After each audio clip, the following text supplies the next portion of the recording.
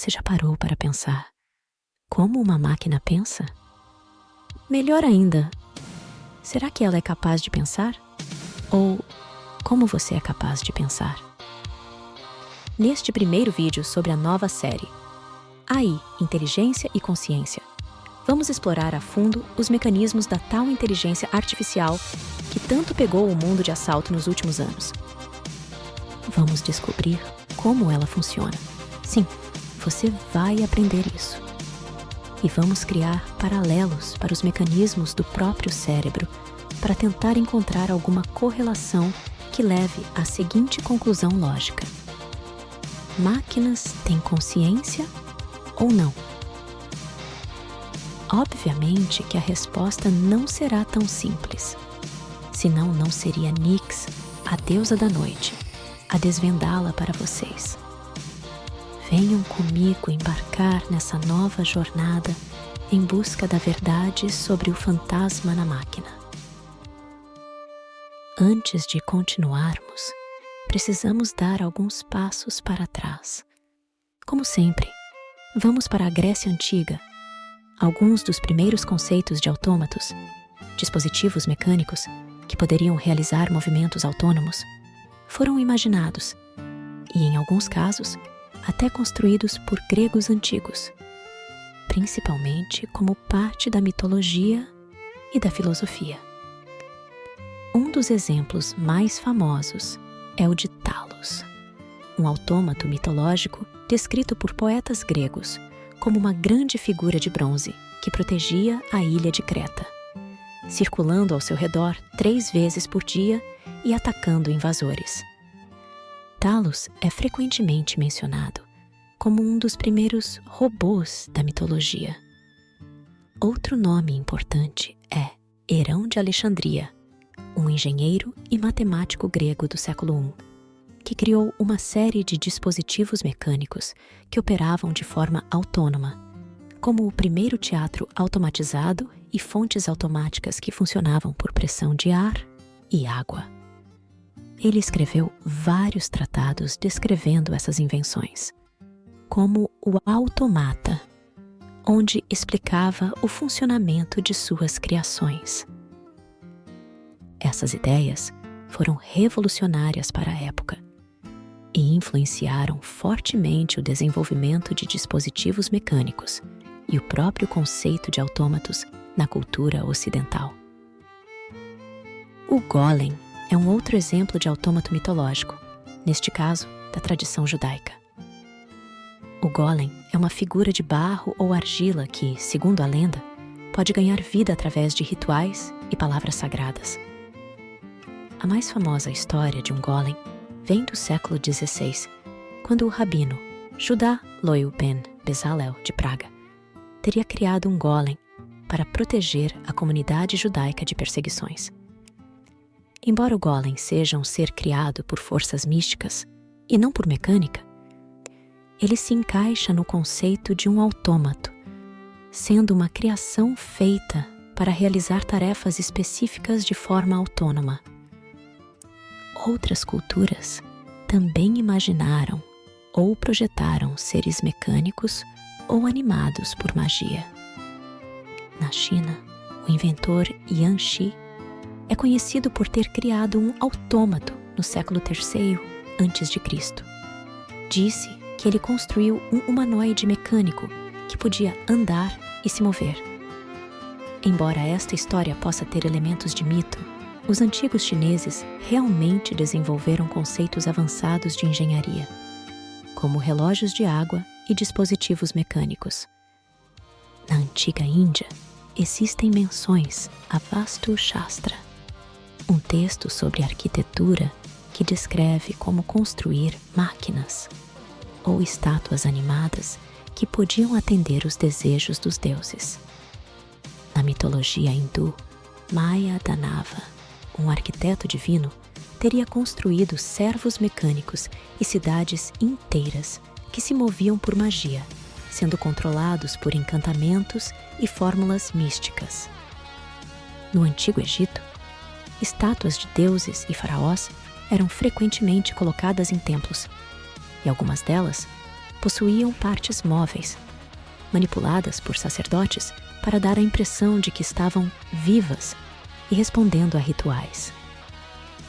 Embora esses autômatos fossem manipulados, sua função era similar: dar a ilusão de vida para impressionar o povo e mostrar o poder divino. A tradição nórdica apresenta os anões, que eram habilidosos em criar objetos mágicos e até criaturas animadas. Eles forjaram seres como Gullinburst, um javali mecânico com cerdas douradas criado para o deus Freyr, que podia correr a grandes velocidades e emitia luz. Esses artefatos, embora mágicos, eram essencialmente ferramentas que cumpriam funções específicas, com o conceito de vida atribuída pela magia dos anões. Dito isso, fica claro a vontade humana em reproduzir seu comportamento através de dispositivos que pudessem funcionar sozinhos. Transferir a tarefa de realizar trabalhos pesados ou repetitivos e mesmo simular vida pode ter sido a motivação inicial. E essa ideia permeou o imaginário humano por milhares de anos a fio. Agora, mais do que nunca. Porém, a maioria dessas lendas ou invenções reproduzia a questão mecânica da coisa. E quando se precisava dar alma às suas criaturas, a magia ou o poder divino era somente a que se podia recorrer. Eles não tinham a noção de como os processos mentais funcionam, além da filosofia e da religião tecerem uma relação estrita entre pensamento, consciência e alma. Mas hoje somos capazes de descrever como os processos mentais funcionam, ou pelo menos ter uma noção de sua natureza. Sim e não. Embora a neurociência tenha avançado enormemente, em especial no último século, ainda não é possível explicar totalmente o fenômeno do pensamento e sua evolução para a noção de consciência. O que se acredita, porém, e com muitas evidências, é que os processos mentais e a complexidade do raciocínio emergem através de princípios básicos e repetitivos. Pequenas partes que, trabalhando em conjunto, são maiores do que sua própria soma. No cerne desse processo básico, que pode gerar decisões e, talvez, emergir para a própria consciência, está o neurônio. O neurônio é talvez uma das células mais estranhas. Diferente da maioria das células em seu corpo, caso você viva uma vida saudável, provavelmente você ainda terá os mesmos neurônios de sua infância, pois seu tempo de vida é praticamente indeterminado. Além disso, ao contrário das outras, a função do neurônio não é produzir hormônios, componentes para digestão ou transportar nutrientes. A função do neurônio é descarregar impulsos elétricos. Através de um sistema bem engenhoso, que balanceia equilíbrio e desequilíbrio entre sódio e potássio dentro dos neurônios e no ambiente cerebral, ele é capaz de disparar um pulso elétrico, que é recebido por outros neurônios.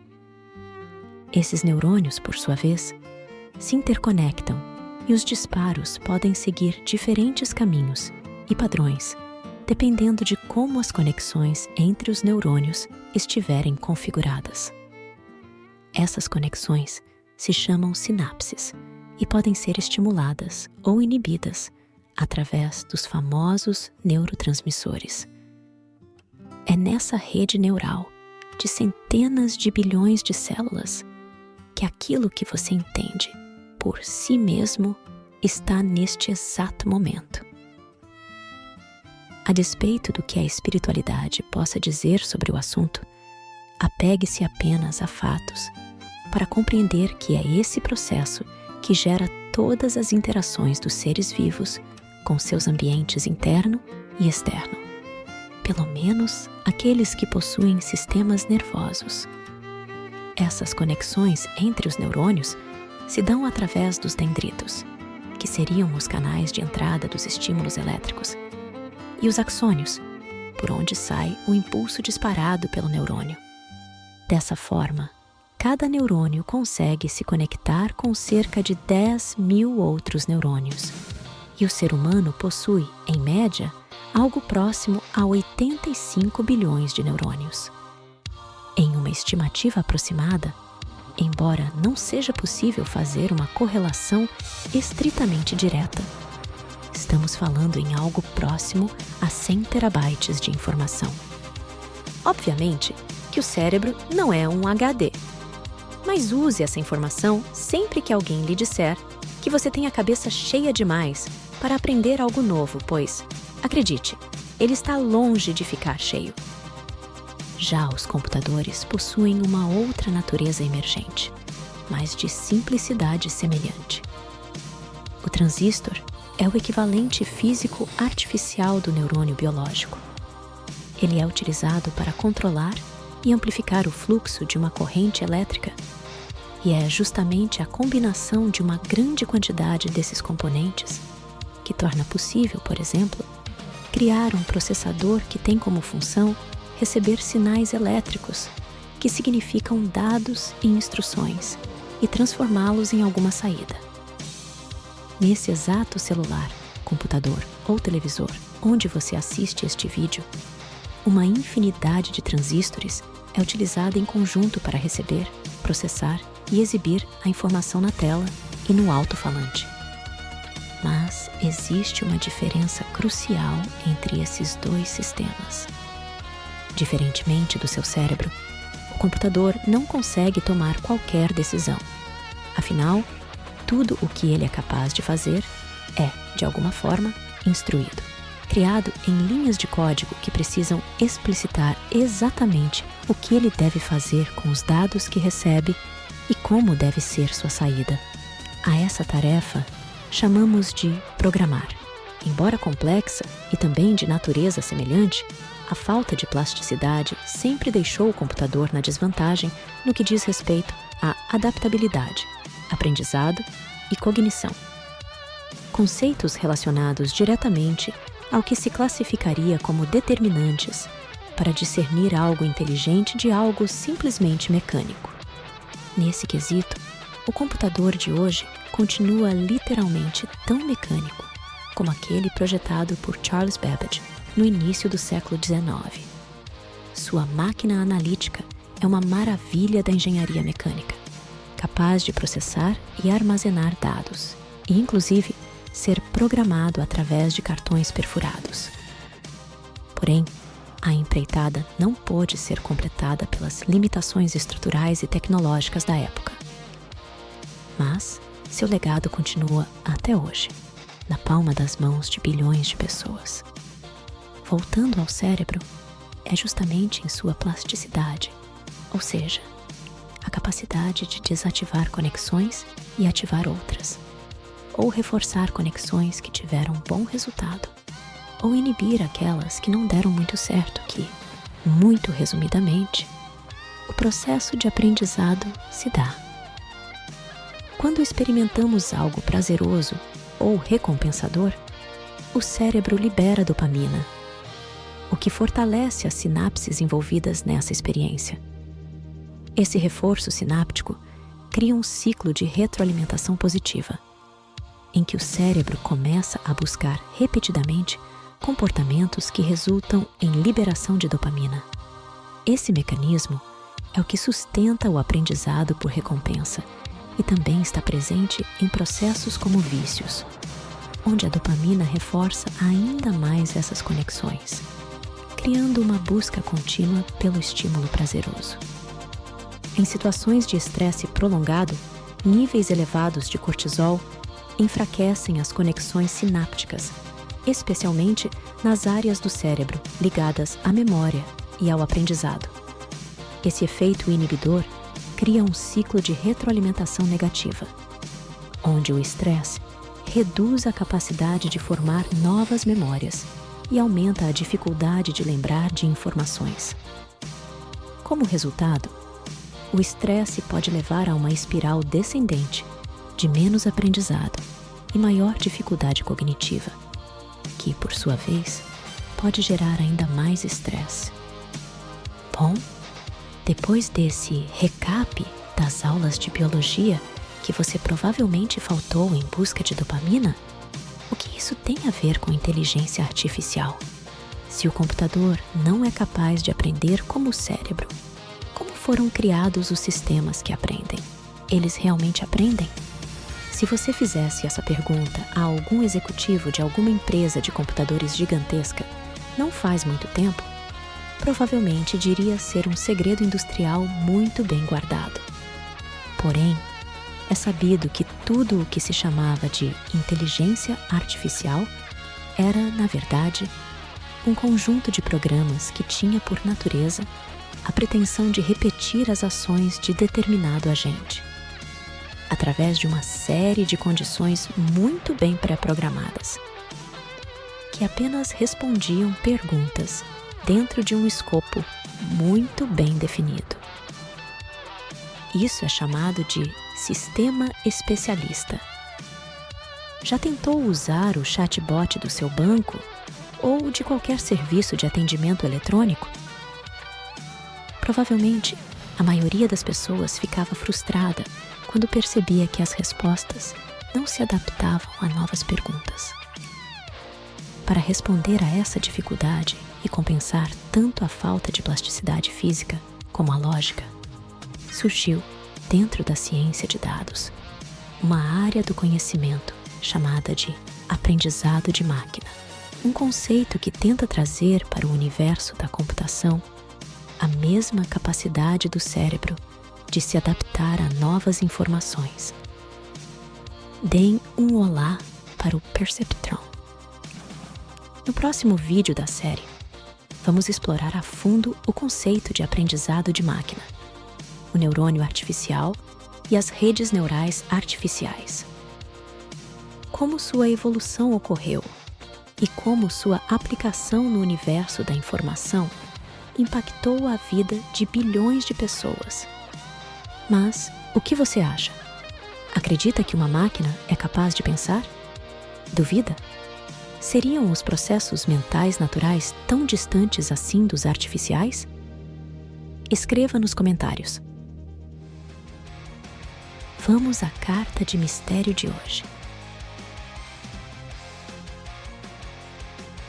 No cruzamento entre tecnologia e magia, os sigilos são frequentemente usados como símbolos de intenção oculta ou de proteção.